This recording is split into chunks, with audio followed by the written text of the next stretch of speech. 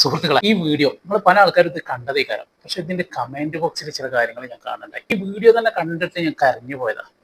അപ്പൊ എന്നെ പോലെ ഒരുപാട് പേര് ഈ വീഡിയോ കണ്ടിട്ട് കരഞ്ഞു പോയി എന്നുള്ളതാണ്. എന്തായാലും ആ ഉസ്താദ് പറയുന്നത് അൻസാരി സുഫി ഉസ്താദ് അല്ല, മറ്റൊരു ഉസ്താദാണ്. നമുക്ക് അദ്ദേഹം പറയുന്നതിലെ പ്രധാനപ്പെട്ട വിഷയം ഒന്ന് കേൾക്കട്ടെ. പിറ്റേ ദിവസം ഇതേ സമയത്ത് അവർ പള്ളി വന്നപ്പോൾ ഇതേ വാഹനം അതേപോലെ തന്നെ പാർക്ക് ചെയ്തിരിക്കുന്നതാണ്, അതേ വണ്ടി. അപ്പം ഇവർക്ക് പിന്നെ പെട്ടെന്ന് ഇന്നലെയും പാർക്ക് ചെയ്തു, ഇന്നും പാർക്ക് ചെയ്തു, അച്ചവരായി. പെട്ടെന്ന് ഇന്നലെ എന്താ സംഭവം എന്നുള്ള ഇതിൽ ചോദിച്ചു. അവിടെ ഒന്നും മുന്നിൽ വണ്ടി എടുത്ത് മാറ്റി. അങ്ങനെ ആ സംഭവം അവസാനിച്ചു. അങ്ങനെ മോദി ഉസ്താദ് എന്നോട് ഇതുപോലെ ഒരു സംഭവം സുബൈക്കുണ്ടായി എന്ന് പറഞ്ഞു. ദുഃഖത്തിന്റെ സമയമായപ്പം ഈ മോദി ഉസ്താദിനോട് വന്നിട്ട് പറഞ്ഞു, ഉസ്താദ് ഇന്ന് സുബൈക്ക് ഏഷ്യൻ്റെ ലോറി പാർക്ക് ചെയ്ത്, ലോറി ഡ്രൈവറെ ലോറിന്റെ ജമാഅത്തിൽ പങ്കെടുക്കാൻ പള്ളിയിൽ ഇരിപ്പുണ്ട് എന്ന് പറഞ്ഞു. ആ പയ്യൻ അപ്പം നിസ്കാരം കഴിഞ്ഞിട്ട് ഞങ്ങൾ വിളിച്ചു, റൂമിലേക്ക് വന്നു. ഒരു ശാന്തനായ ഒരു പയ്യൻ, ഏകദേശം 30 വയസ്സ് പ്രായം കാണും. ഇവിടെ എന്താ രാവിലെ എന്തൊക്കെ സംഭവം ഉണ്ടായെന്ന് പറഞ്ഞിട്ടില്ല. എന്താ സംഭവം? ദിവസം ഞാൻ ഇരുന്നോട്ടെ ചോദിച്ചു, അവർ ഇരിക്കാൻ പറഞ്ഞു. എൻ്റെ പേര് മുഹമ്മദ് അലി എന്നാണ്. എൻ്റെ വീട് പാലക്കാട് ജില്ലയിലെ കുഴൽമണ്ണ് എന്ന് പറയുന്ന സ്ഥലത്താണ്. ഞാൻ കർണാടക സ്റ്റേറ്റിലെ ഹൊസൂരിൽ നിന്ന് ഹൊസൂർ എന്ന് പറയുന്ന സ്ഥലം, അവിടുന്ന് പച്ചക്കറി തൃശ്ശൂർ ശക്തി സ്റ്റാൻഡിൽ പച്ചക്കറി കൊണ്ടുവരുന്ന ലോറിയുടെ ഡ്രൈവറാണ് ഞാൻ. അപ്പൊ എന്തായാലും ഇതിങ്ങനെ കേട്ടിരുന്നു ഉസ്താദ് എന്തൊക്കെയാണ് പറയുന്നത്. ബാക്കി കൂടി നമുക്കൊന്ന് കേട്ടോക്കാം. നമ്മൾ ഒരു കരഞ്ഞു പോകുന്നത് അപ്പോൾ ടൈമിലെത്തില്ലെങ്കിൽ പച്ചക്കറിയുടെ വില ഇടിയാൻ പ്രശ്നം. അപ്പം ഈ 3:30 വണ്ടി ഓടിച്ചാൽ ഭയങ്കര ക്ഷീണനായി. പിന്നെ പോയി കിടന്ന് പറഞ്ഞാൽ ആന കുത്തിയാൽ പോലും അറിയത്തില്ല ഉസ്താദ്. ഊൺ കിടന്ന് തുടങ്ങിയപ്പോൾ സുബൈക്ക് കിട്ടുന്നില്ല, സുബൈക്ക് കള്ളായി പോകുന്നു, ജമാഅത്തിൽ പങ്കെടുക്കാൻ പറ്റില്ല. അപ്പം ഞാൻ പറഞ്ഞാൽ അതൊക്കെ ഈ പള്ളിയുടെ ഫ്രണ്ടിൽ മണ്ണിപ്പള്ളി അറിയാലോ, റോഡ് സൈഡിൽ വണ്ടി നീളത്തിൽ പാർക്ക് ചെയ്യുക. നീ നീളത്തിൽ പാർക്ക് ചെയ്തൂടെ? എന്തിനെ ഗേറ്റ് ബ്ലോക്ക് ചെയ്ത് പാർക്ക് ചെയ്ത് ആൾക്കാർക്ക് ബുദ്ധിമുട്ടാക്കിയത് എന്താ? അപ്പോൾ ഞാൻ 2-3 ദിവസം അങ്ങനെ പാർക്ക് ചെയ്ത് നോക്കി. പക്ഷേ അപ്പോൾ ഈ പള്ളിയുടെ വാങ്ങൂടി ആയിട്ട് എനിക്ക് കൊണ്ടുവരാൻ പറ്റുന്നില്ല. ഈ ഗേറ്റ് ബ്ലോക്ക് ചെയ്ത് പാർക്ക് ചെയ്താൽ ഇവർക്ക് കയറാൻ പറ്റാതെ വരുമ്പോൾ അവരെ വിളിച്ചോളൂ. എനിക്ക് ഭയങ്കര ഫീലിംഗ് ആയി. ഞാൻ പിന്നെ പള്ളി കമ്മിറ്റിയായിട്ട് ബന്ധപ്പെട്ട് അറിയാമല്ലോ, അവരൊക്കെ ഇങ്ങനത്തുള്ള കാര്യങ്ങളൊക്കെ ഭയങ്കരമായി സഹകരിക്കുകയും ബന്ധപ്പെടുക. അവരുമായിട്ട് ബന്ധപ്പെട്ട് പള്ളിയിൽ കിടത്തി അവനെ. പിന്നെ പള്ളിയില്ല, ഞങ്ങളുടെ കൂടെ ഭക്ഷണം കഴിക്കാനും പോകാനും ഒക്കെ ഭയങ്കര നമ്മുടെ പള്ളിയിൽ തന്നെ നമ്മുടെ കൂടെ ജീവിക്കുന്ന ഒരാളായി മാറി. നിസ്കരിക്കാൻ വേണ്ടിയിട്ട് സുബൈ കലാമോ എന്ന് ഭയപ്പെട്ടതിന്റെ പേരിൽ വണ്ടി നിർത്തിയത് എവിടെ അറിയാമോ? അദ്ദേഹം പള്ളിയുടെ ഗേറ്റ് പോലും ബ്ലോക്ക് ചെയ്തുകൊണ്ടാണ് നിർത്തിയത്. പള്ളിയിലേക്ക് വരുന്നവരെ വിളിച്ചോണ്ടാൻ വേണ്ടിയിട്ട്. ആദ്യ ദിവസം അങ്ങനെ ചെയ്ത്, രണ്ടാമത്തെ ദിവസം ചെയ്തിട്ട് ചോദിച്ചാണ് എന്തിനാണെന്നുള്ളത്. നോക്കി നിങ്ങൾ. അപ്പോൾ 3-3:30 കഴിഞ്ഞ് ഉറങ്ങുന്ന ഒരുപാട് പേരുണ്ടാവും അല്ലേ?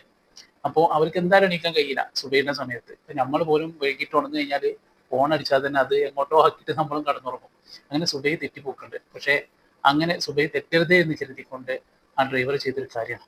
ഇന്ന് നമ്മളെ വേദനപ്പെടുത്തുന്ന ഒരു കാര്യം കൂടി ഉസ്താദ് അതിൽ പറയുന്നുണ്ട്. സേലത്ത് വെച്ചിട്ട് ഒരു വണ്ടി ആക്സിഡന്റിൽ മുമ്മലി മരണപ്പെട്ടു. നല്ല നമുക്കൊരു നമ്മുടെ പ്രിയപ്പെട്ടവർ മരിക്കുമ്പോൾ നമുക്ക് മാനസികമായി ഉണ്ടാകുന്ന ആഘാതമില്ല. അതേപോലെ ഭയങ്കര ആഘാതം. ഞാൻ അവിടെ തിരിച്ചു വീട്ടിൽ വന്നു, വീട്ടിൽ നിന്ന് പള്ളി വന്നു. നമ്മൾ സുഹൃത്തുക്കൾ എല്ലാവരും കൂടെ സ്ഥാപനം മഹൽവാരായ ഞങ്ങളെല്ലാവരും കൂടെ വീടിൻ്റെ ഇഷ്ടമായി. അപ്പോൾ ഇത്രയും നാളത്തെ പള്ളിയിൽ താമസവുമായിട്ട് ബന്ധപ്പെട്ട് അവിടെ ചിരപരിചിതനായി, എല്ലാവരുമായിട്ട് നല്ല ബന്ധമായി, നല്ല സുഹൃത്തായി, നല്ല വിനയം, പക്വത, താഴ്മ, നല്ല രസമാണ്. അത് ഇങ്ങനെ വീടിനെ ഇഷ്ടം. ഈ കുഴൽമന്നത്തിൽ നിന്നിട്ട് ഇങ്ങനെ ഒരാളെ ചോദിച്ചിട്ട് ആർക്കും അറിയില്ല. അപ്പോൾ ഞങ്ങൾ കുറേ നേരം ഒരാൾ എന്താ അവിടെ നിൽക്കുന്നത്? അപ്പം ആക്സിഡന്റ് മരണം വീട്ടിൽ വന്നതാ. അവർ തോലന്നൂർ എന്ന് പറയുന്ന സ്ഥലത്ത് ഒരു മരണം നടന്നിട്ടുള്ളത്. അപ്പോൾ ഞങ്ങൾ തോലന്നൂരിലേക്ക് ഞങ്ങൾ അന്വേഷിച്ച് വീട്ടിൽ ചെന്നപ്പോൾ ചെറിയൊരു വീട്, ആ വീട്ടിൽ ഒരു പ്രണയമായിരുന്നു മോഡൽ. അപ്പോൾ ഞാൻ ഇങ്ങനെ ചോദിച്ചു, മുഹമ്മദ് അലിയുടെ വീടാണെന്ന് ചോദിച്ചു. അപ്പോൾ പറഞ്ഞു. അപ്പോൾ അമ്മ കരഞ്ഞു. അങ്ങനെ മനസ്സിലായി. ഞങ്ങൾ കയറി ചെറിയൊരു വീട്. അവിടെ അവൻ്റെ വല്യമ്മയുണ്ട്, അവൻ്റെ ഉമ്മയുണ്ട്, അവൻ്റെ ഉമ്മയുടെ ജ്യേഷ്ഠതയുണ്ട്, ഭാര്യ, ഇത്രയും പേര് വിധവകളാണ്. ആ വീട്ടിൽ ആകെ ഒരു അത്താണി ഉണ്ടായിരുന്ന ഒരൊറ്റ ആളായിരുന്നു മുഹമ്മദ് അലി. ആ മുഹമ്മദ് അലി അള്ളാന്റെ വിളിക്ക് ഉത്തരം നൽകിയ അത്രയെ എൻ്റെ ഒരു വേദന ഉണ്ടായിരുന്നത് കണ്ടപ്പോൾ. നമുക്കൊക്കെ ഒരുപാട് സൗകര്യങ്ങൾ കിട്ടിയിട്ട് നമ്മൾ നിസ്കാരം മനഃപൂർവ്വം ഒഴിവാക്കി പോകാറുണ്ട്. പക്ഷേ മുഹമ്മദ് അലിയുടെ ഈ ഒരു പ്രവർത്തനത്തെ കുറിച്ച് ഉസ്താദ് പറഞ്ഞപ്പോൾ നമ്മളൊക്കെ എന്താ ഇങ്ങനെ ആയിപ്പോയി എന്ന് പോലും കരുതിപ്പോയി. ഈ വീഡിയോയുടെ കമന്റ് ബോക്സിലേക്ക് നമുക്കൊന്ന് നോക്കാം. മൊഹദ്ദീൻ ഉസ്താദ് ഞാനാണ്. മുഹമ്മദ് അലിയെ കുറിച്ച് പറയാൻ ഒരുപാടുണ്ട്. അവസാനം വാങ്ങിപ്പോയി അത്തർ ഓർക്കാൻ പോലും ആകുന്നില്ല, അവന് പുറത്തു കൊടുക്കട്ടെ എന്ന് എഴുതിയിട്ട് ഇവിടെ പിൻ ചെയ്ത് വെച്ച കമന്റിൽ ആ പത്ര കട്ടിങ് ഉണ്ട്. ആ മരണം സംഭവിച്ച പത്ര കട്ടിങ്. സേലത്തിനു സമീപം ലോറി അപകടം, ഡ്രൈവറും ക്ലീനറും മരിച്ചു എന്ന സങ്കടപ്പെടുത്തുന്ന വാർത്ത. അതിന്റെ താഴെ ഓരോരുത്തരായിട്ട് എഴുതുന്നുണ്ട്. മാഷാ അല്ലാഹ്, അൽഹംദുലില്ലാ, എനിക്കും കാണണം ആ മുഹമ്മദ് അലിയുടെ ഉമ്മയെയും വല്യമ്മയും. അങ്ങനെ ആ പുണ്യജന്മത്തിന് ജീവൻ നൽകിയ പുണ്യമഹത്തുക്കളെ, നിങ്ങളെയും എന്തെങ്കിലും നന്മ ബാക്കിയുണ്ടെങ്കിൽ ആയുസ് തീർന്നു കഴിഞ്ഞാൽ ആരെങ്കിലും ഇതുപോലെ 4 നല്ല വർത്തമാനം പറയാൻ വഴി കാട്ടിത്തരണേ. നല്ലത് ചെയ്താൽ അത് ഇന്നല്ലെങ്കിൽ നാളെ നല്ലതിന് വലിയ ഉദാഹരണം ഡ്രൈവർ മറക്കില്ല ഒരിക്കലും.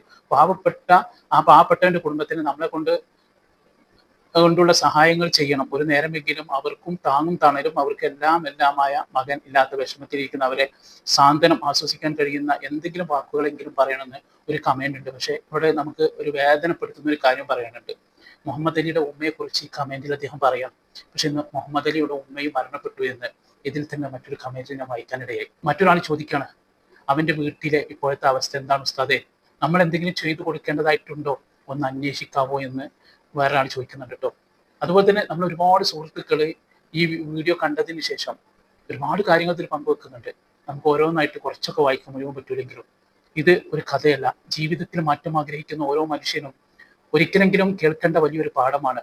അവസാനം വരെ കേട്ടാൽ മനസ്സ് മാറും തീർച്ചയായിട്ടും. ആരാണ് മുഹമ്മദ് അലി? എന്താണ് അദ്ദേഹം ചെയ്ത ഒരു ധീര പ്രവർത്തനം? സുബഹി നിസ്കരിക്കാൻ വേണ്ടി, കല ആവാതിരിക്കാൻ വേണ്ടിയില്ലേ വാഹനം പള്ളിയുടെ ഡോറിന്റെ മുൻവശത്ത് നിർത്തി എന്നുള്ളതാണ്. നോക്കൂ നിങ്ങൾ, പള്ളിയിലേക്ക് പോകുന്ന ആളുകൾ അവരുടെ വഴി ബ്ലോക്കായി കണ്ടാൽ അവനെ വിളിച്ചു നിർത്തും. അങ്ങനെ അവനക്ക് കല ആകാൻ നിസ്കരിക്കാം എന്നുള്ള ഒരൊറ്റ കാര്യമാണ് അവൻ ചെയ്തത്. നോക്കൂ നിങ്ങൾ, അതിന്റെ പ്രതിഫലമാണ് ഈ കാണുന്നത്.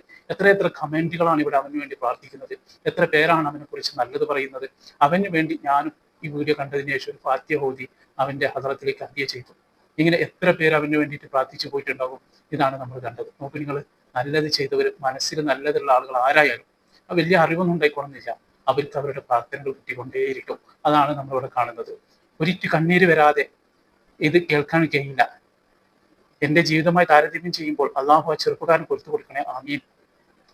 അത് ഒരു കമന്റ്. ഇനി മറ്റൊന്ന് ഇങ്ങനെ വായിക്കാം. ചിലർ അങ്ങനെയാണ് നമ്മുടെ ജീവിതത്തിലേക്ക് കടന്നു വന്നാൽ അത് ഒരിക്കലും മറക്കാൻ കഴിയില്ല. ചിലർ നമുക്ക് കുറെ അനുഭവങ്ങൾ തന്നിട്ട് നമ്മളെ വിട്ടുപോകും.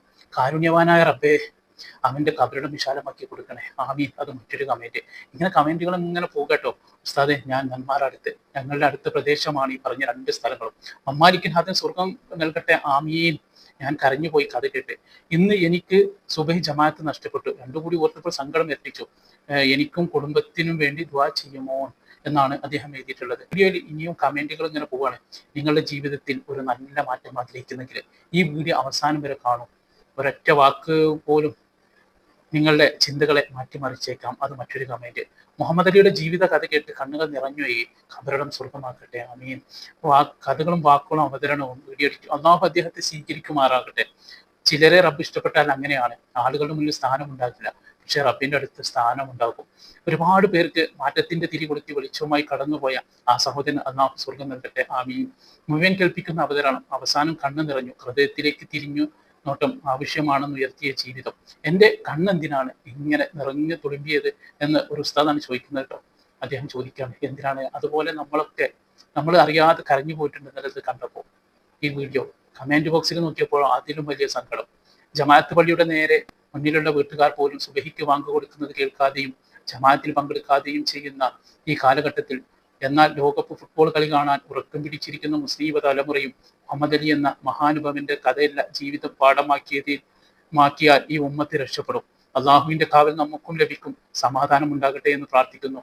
അള്ളാഹു അക്ബർ. മറ്റൊരു കമന്റ്. ഇനി മറ്റൊരു സുഹൃത്ത് എഴുതുന്നു, സുഹരി ഉസ്താദ് മുഹമ്മദ് അലിയുടെ പേരിനെ പറ്റി ഒന്ന് അന്വേഷിക്കണേ, അവരുടെ അവസ്ഥ എന്താ. ഇനി മറ്റൊരു കമന്റ്. യഥാർത്ഥ മോട്ടിവേഷൻ നമ്മുടെ ഈമാനിലേക്ക്.